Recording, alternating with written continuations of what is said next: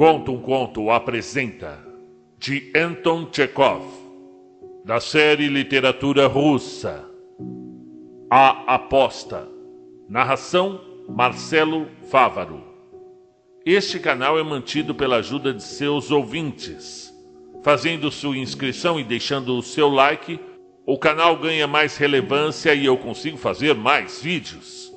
Caso queira ser um colaborador, entre em nossas plataformas apoia-se/conta um conto, no Pix, marcelofc18@hotmail.com ou no PicPay, @marcelo.favaro.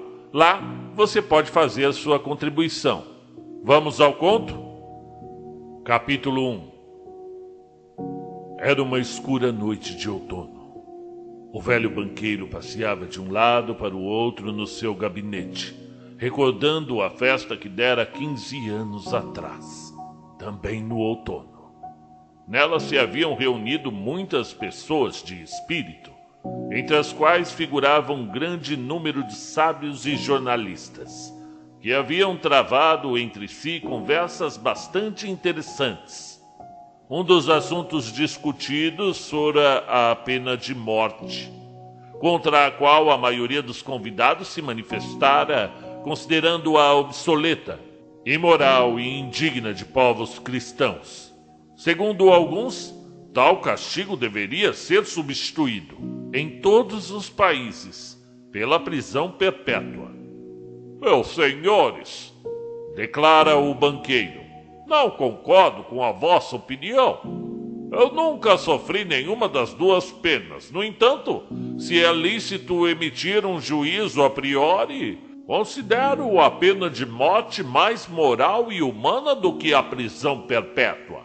A execução acaba com o condenado de uma vez só, ao passo que a cadeia vai o matando lentamente. Qual dos dois carrascos é mais humano? O que dá a morte em poucos segundos? Ou aquele que arranca a vida pouco a pouco, gastando anos na sua tarefa? Ambas as coisas são igualmente imorais, observou um dos convidados, porque uma e outra têm o mesmo objetivo em vista, o aniquilamento da vida. O Estado não é Deus.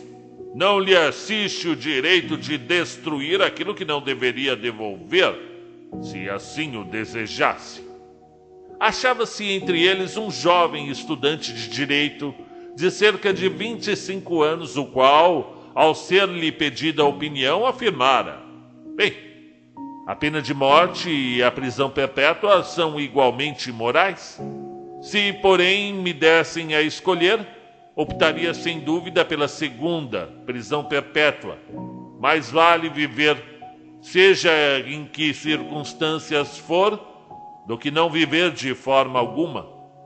Sucedera-se acalorada discussão. O banqueiro, então ainda jovem e nervoso, perdera de súbito a calma. Batera com o punho na mesa e, dirigindo-se ao estudante, exclamou: é falso!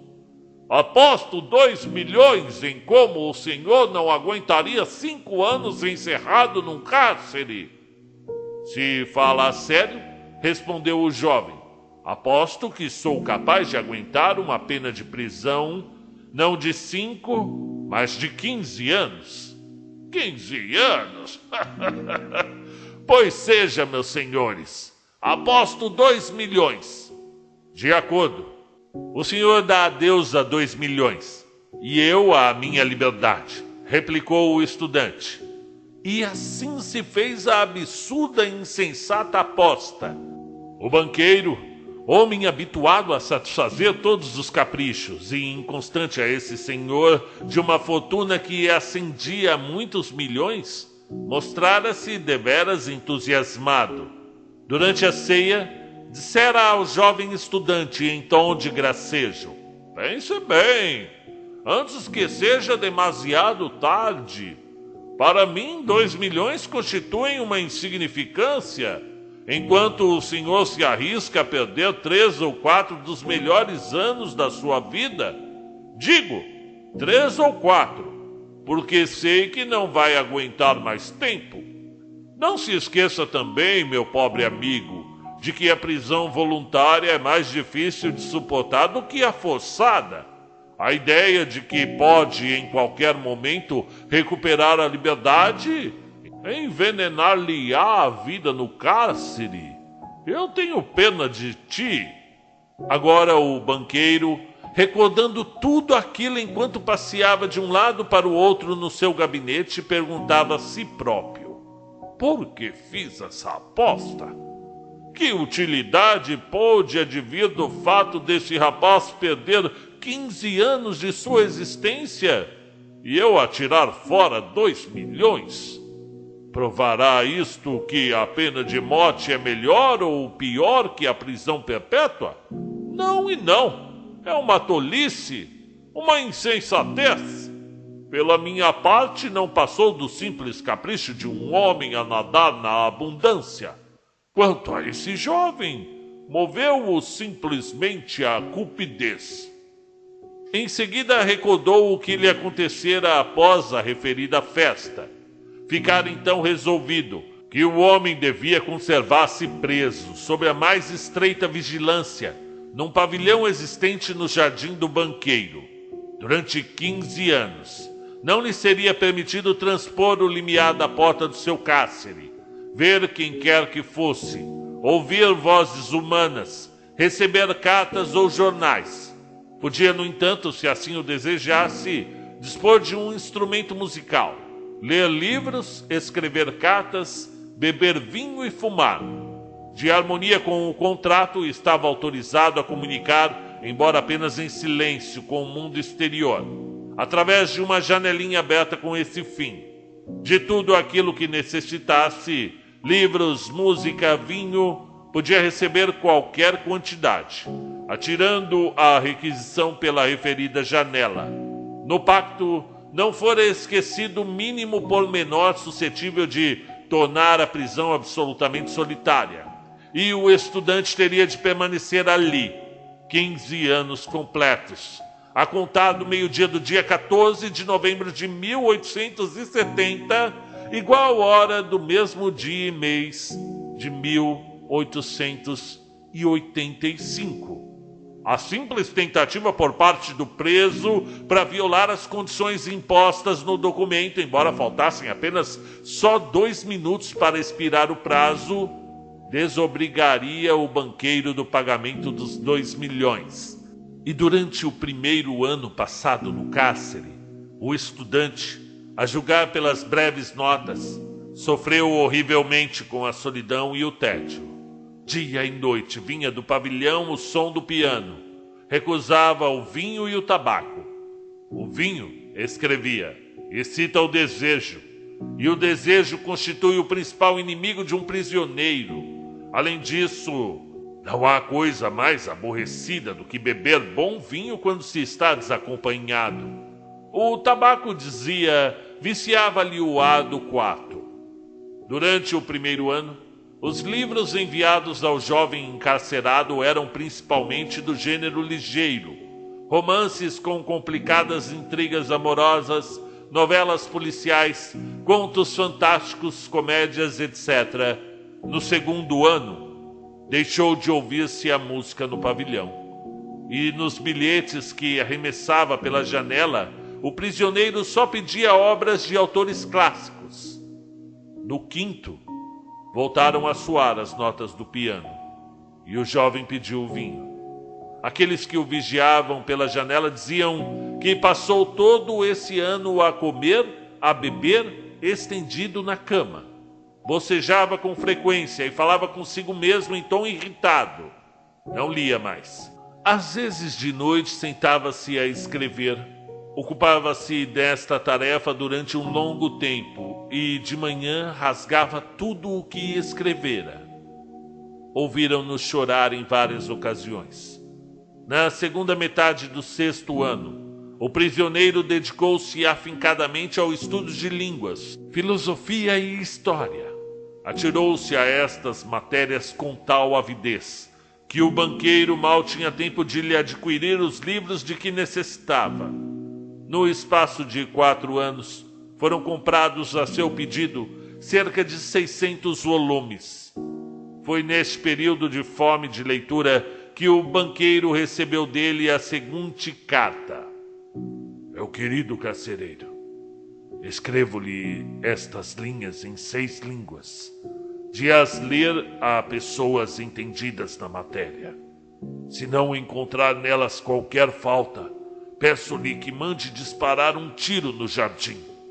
Pela denotação ficarei a saber que não foram baldados os meus esforços. Os gênios de todos os séculos e de todos os países exprimem-se em idiomas diferentes, mas neles arde a mesma chama. Oh, se soubesse a celestial felicidade que experimento agora que posso compreendê-los. O desejo do jovem foi satisfeito. O banqueiro mandou disparar 2 tiros no jardim.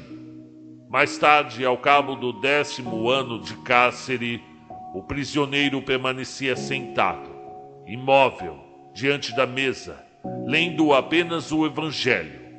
O banqueiro achava muito estranho que um homem que durante 4 anos decora 600 volumes eruditos gastasse quase um ano na leitura de um livro pouco volumoso, de fácil compreensão.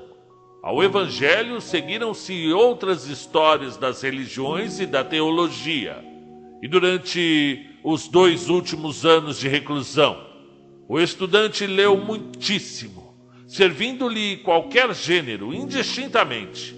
Tão depressa se agarrava às ciências naturais como se voltava para Byron ou Shakespeare. Às vezes enviava um bilhete em que pedia, ao mesmo tempo, um livro de química, outro de medicina, um romance e um tratado filosófico ou biológico. Reparando nos gêneros de leitura a que se entregava, dir-se-ia tratar-se de um náufrago que, nadando no mar entre os restos de um navio, desejoso de salvar a sua vida, se agarrava, freneticamente, às tábuas que se lhe deparavam. Capítulo 2. Ao recordar tudo aquilo, o velho banqueiro pensava: amanhã ao meio-dia é posto em liberdade. De acordo com o contrato, terei de pagar-lhe 2 milhões. E se assim fizer, tudo estará perdido para mim. Ficarei completamente arruinado. 15 anos antes, o banqueiro possuía um número incontável de milhões. Enquanto agora, agora receava perguntar a si próprio o que seria mais elevado: se o montante da sua fortuna ou das dívidas. O jogo na bolsa, as especulações arriscadas e uma veemência de caráter que não conseguira nunca dominar, nem mesmo na velhice, haviam pouco a pouco levado os seus negócios à decadência. O homem rico e orgulhoso, sem apreensões, seguro da sua pessoa, tornara-se um banqueiro de segunda ordem, que temia cada subida ou baixa registrada no mercado. Maldita aposta! Murmurava o velho, levando as mãos à cabeça num gesto de desespero. Por que não morreu este homem? Tem 40 anos apenas. Vai levar-me tudo o que me resta. Vai casar, vai gozar a vida, vai jogar na bolsa, enquanto eu terei de o contemplar com inveja como um mendigo e ouvir-lhe todos os dias as mesmas palavras: é ao Senhor que devo a minha felicidade, permita-me que o ajude. Não é demasiado? A única coisa capaz de me salvar da falência e da vergonha seria a morte deste homem. O relógio acabava de bater às 3. O banqueiro pôs-se à escuta. Naquela casa todos dormiam. Apenas se ouvia do outro lado da janela o rumor das árvores cobertas de gelo, agitadas pelo vento. Procurando não fazer o mínimo ruído, o velho tirou do cofre forte a chave da porta, que não fora aberta nos últimos 15 anos. Vestiu o sobretudo e saiu. O jardim estava escuro e gelado. Chovia. Um vento úmido e cortante gemia, não deixando as árvores um instante de repouso. E por mais que se esforçasse, o banqueiro não conseguia distinguir o solo, nem as brancas estátuas, nem o pavilhão, nem as árvores. Ao aproximar-se do local onde se erguia o cárcere do estudante, chamou 2 vezes pelo guarda, não obtendo resposta. O homem, evidentemente, abrigara-se do mau tempo, e naquele instante estava a dormitar em qualquer canto da cozinha ou da estufa.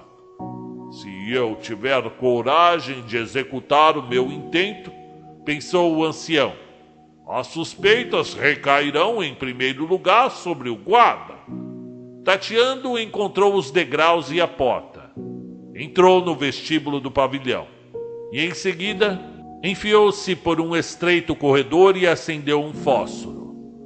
Não havia ali viva alma. Ninguém.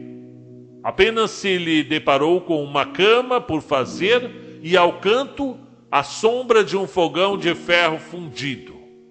Os selos da porta dos aposentos do prisioneiro achavam-se intactos. Ora, quando o fósforo se extinguiu, o banqueiro, a tremer de impaciência, espreitou pela janelita. No quarto brilhava a débil luz de uma vela. O prisioneiro, de que só se viam as costas, o cabelo e as mãos, estava sentado ao pé da mesa. Sobre esta, as 2 cadeiras e o tapete haviam livros abertos.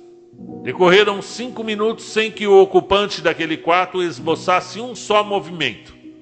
Em 15 anos de prisão aprendera a conservar-se sentado em perfeita imobilidade. O banqueiro bateu com os dedos na janela, mas nem assim o prisioneiro se mexeu. Arrancou então os selos da porta e meteu a chave na fechadura. Esta, coberta de ferrugem, deixou ouvir um gemido rouco e a porta rangeu. O ancião esperava escutar imediatamente um grito de espanto e o som de passos. Mas 3 minutos se passaram e lá dentro tudo continuou tão calmo como antes. O banqueiro resolveu entrar. Diante da mesa achava-se sentado um homem diferente dos vulgares seres humanos. Era um esqueleto recoberto de pelo, com longo cabelo encaracolado, semelhante a de uma mulher, e de barba desgrenhada. O rosto ostentava uma tonalidade amarela, com certo matiz terroso. Tinha as faces encovadas, as costas compridas e estreitas, e a mão sobre a qual descansava a cabeça estava coberta de cabelo. Era tão magra e diáfana que contemplá-la até causava pena.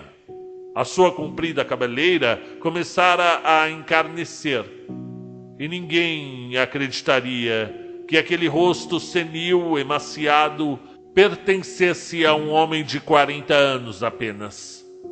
Em cima da mesa, diante da sua cabeça inclinada, via-se uma folha de papel, na qual havia algo escrito em letra miudinha. Pobre homem, pensou o banqueiro, já está a dormir e provavelmente a sonhar com os milhões. Vai-me bastar pegar neste ser semimorto, atirá-lo para cima da cama, apertá-lo um pouco com o travesseiro e... nem o mais minucioso exame vai descobrir qualquer sinal de morte violenta. Antes, porém, vamos ler o que ele escreveu. O ancião pegou na folha de papel que estava em cima da mesa e leu. Amanhã, ao meio-dia em ponto, recuperarei a minha liberdade e o direito de conviver com as outras pessoas. Antes de deixar este quarto e rever o sol, julgo, contudo, necessário dirigir-vos algumas palavras. Com a minha consciência limpa e perante Deus que me vê, afirmo o meu desprezo pela liberdade, a vida, a saúde e tudo quanto dos vossos livros se chama bens do mundo. Durante 15 anos estudei atentamente a vida terrena. Verdade é que eu não via nem a terra, nem os homens.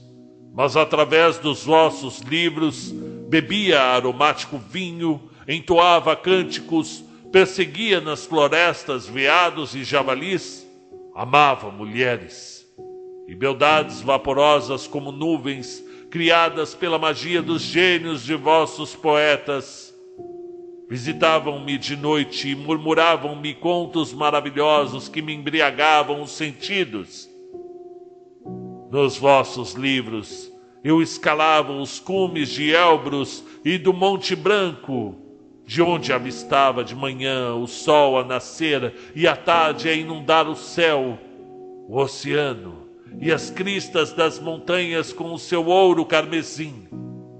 Via dali por cima de mim brilharem os relâmpagos, rasgando as nuvens. Contemplava florestas verdes, campos, rios, lagos, cidades.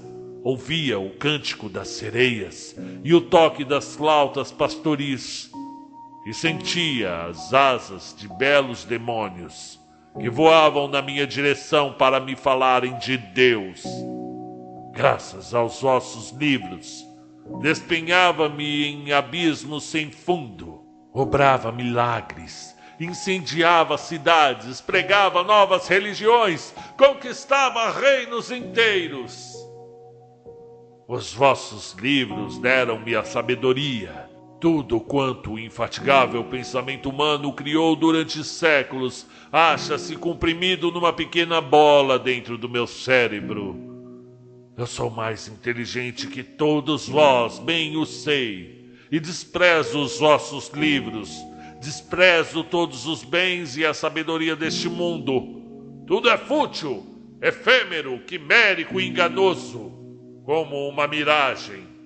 Embora sejais orgulhosos, sábios e belos, a morte há de apagar-vos da face da terra, como ratos dos campos. E a vossa descendência, a vossa história, a imortalidade dos vossos gênios desaparecerão, gelados ou consumidos pelo fogo, juntamente com o globo terrestre. Sois insensatos e seguis caminhos errados. Tomais a mentira pela verdade e a fealdade pela beleza. Espantavos-íeis se visseis de súbito as macieiras e as laranjeiras produzir rãs e lagartos em lugar de frutos. E se as rosas começassem a exalar o cheiro a suor de cavalo, pois igual espanto eu sinto ao verificar que trocais o céu pela terra. Eu não quero compreender-vos. Para vos demonstrar o meu desprezo por tudo aquilo que constitui a razão da vossa vida, recuso os 2 milhões, com os quais sonhei em tempos como se fossem o paraíso, mas de que agora detenho. Para privar-me do direito à sua posse, sairei daqui 5 horas antes do prazo estipulado, violando assim o contrato. Terminada a leitura, o banqueiro repôs a folha em cima da mesa, beijou a cabeça daquele estranho homem, desatou a chorar e saiu do pavilhão. Nunca, em qualquer outra ocasião, nem mesmo após suas maiores perdas na bolsa, ele experimentara tamanho desprezo por si próprio como agora. De volta a casa, atirou-se para cima da cama, mas durante largo tempo a estação e as lágrimas não lhe permitiram adormecer. Na manhã seguinte, os guardas acorreram muito pálidos e comunicaram ao banqueiro que tinham visto o homem do pavilhão saltar da janela para o jardim, dirigir-se para o portão e depois desaparecer. O velho, acompanhado pelos criados, encaminhou-se logo para o que fora o cárcere do estudante e verificou sua fuga. A fim de evitar comentários inúteis, pegou a folha do papel que continha a renúncia do prisioneiro e, quando chegou à casa, fechou-a no cofre forte. Fim do conto. Muito bem, seja bem-vindo. Meu nome é Marcelo Fávaro e essa é literatura de gente grande, sim senhor. Isso aí é leitura para quem já está apaixonado pela literatura e quer algo um pouquinho mais denso, mais complexo. E eu concordo que, apesar de essa ser uma leitura fácil, qualquer pessoa entenderia Anton Chekhov, aí na leitura desse texto, daria para ler tranquilamente no 9º ano, ok? No entanto, e a partir dessa constatação de que a escrita é fácil de entender, os sentimentos não. Estão acima do princípio de uma leitura rápida e vai te acompanhar os ecos desse conto para toda a vida. Eu acredito sim que quem lê uma história dessa aos 20 e volta a ler aos 30 anos e volta a ler aos 40 e aos 50, cada leitura será um conto diferente e cada leitura você será diferente e assustadoramente você vai entender mais o que esse prisioneiro quis dizer. Cada ano que passa, venho concordando mais de uma maneira muito humilde. Eu não sou dono da verdade, nem estou numa posição de arrogância em relação à humanidade e seus erros, já que eu os cometo também, e cada vez que eu os cometo, eu fico assustado, já que aos 20 anos eu era tão dono da verdade, tão cheio de conservadorismos, tão cheio de apontar o dedo e falar: esse aqui é cidadão do bem, esse não, esse aqui, isso aqui é correto, isso aqui não. Ao passar da vida, percebendo que todos nós falimos também, né? A gente erra e os nossos erros muitas vezes não são tão apontados quanto aqueles que a gente apontou, né? E por não ser tão apontados, nós acabamos relegando eles os relegando a um espaço escuro e escondido, até a ponto de esquecer esses erros e continuar apontando os erros dos próximos. Eu estava conversando com os meus amigos esses dias e falei assim: se a gente for pegar o erro das pessoas como parâmetro para parar de falar com elas, nós não falamos mais com ninguém. A gente vai se afastando dos familiares, dos amigos, e quando vê não está dando bom dia nem para o espelho, já que nós também cometemos erros. Então, se a gente for levar a ferro e fogo também, tudo que eles fazem e que nós fazemos também, o mundo se acaba. Então, nesse caso aqui, eu adorei ler esse conto. Concordo que a gente transforma a mentira em verdade e entra nesse casulo e acredita e vive numa bolha que a gente acha que é o mundo, e não é o mundo, é apenas a nossa bolha, né? E começa a julgar pessoas que estão fora dessa bolha com base no que a gente tem dentro da bolha, né? As nossas próprias vivências, é claro. Pelas nossas próprias vivências, é fácil julgar o outro, já que, por exemplo, no meu caso, né? Eu tive pai e mãe, tive uma boa criação, né? Não tive dificuldades financeiras, né? Nasci numa etnia que não é discriminada, tive várias oportunidades aí de fazer minha faculdade com calma, com tranquilidade. E aí você pega alguém que não teve nenhum desses privilégios e começa a julgar essas pessoas de forma como se elas tivessem tido a mesma criação que você, né? E até quem teve uma criação difícil e se tornou um cidadão exemplar da sociedade, eu não acredito muito nesse termo, mas que é visto como um cidadão exemplar, mas teve uma criação muito difícil, não gozou de nenhum privilégio, não teve criação com pai e mãe, viveu em condições vulneráveis, né, de grande vulnerabilidade, também acha que por ter conseguido vencer, pode apontar o dedo para pessoas que talvez não tivessem a mesma condição mental que essa pessoa teve, já que ela conseguiu chegar até a vitória por meio de sua força de vontade, da sua capacidade cognitiva. E nem todo mundo tem a mesma capacidade cognitiva. A gente está engatinhando ainda nos estudos mentais, né? Freud tem só 100 e poucos anos as descobertas dele e de outros psicanalistas, psicólogos, psiquiatras. Então, o estudo da mente ainda, apesar de já ser a filosofia, já traz desde a antiguidade o que é o homem, o que é a vida, mas especificamente o estudo cognitivo, como funciona a nossa mente ali, ainda está nos alicerces. Então, é preciso ainda uma longa caminhada para nós entendermos o que é a depressão, o que são os problemas psicológicos que nos levam a cometer nossos erros, como o abuso do uso das drogas, a traição, os comportamentos nocivos do ser humano e o que é comportamento nocivo também. É preciso fazer uma análise prática, né, da sociedade como um todo. Então, adorei o conto, gente. E eu quero agradecer aqui a pessoa que me pediu esse conto, que foi o Felipe Monteiro. Ele foi lá no conto Angústia, que é outro do Tchekov, que é maravilhoso, um dos meus preferidos. Coloca aí, Angústia, conta um conto. E aí ele fala que se não for pedir muito, tem como narrar a aposta também do Tchekov, e se der, narre a breve história do Anticristo, do Soloviev. Sim, vou ler, sim, vou.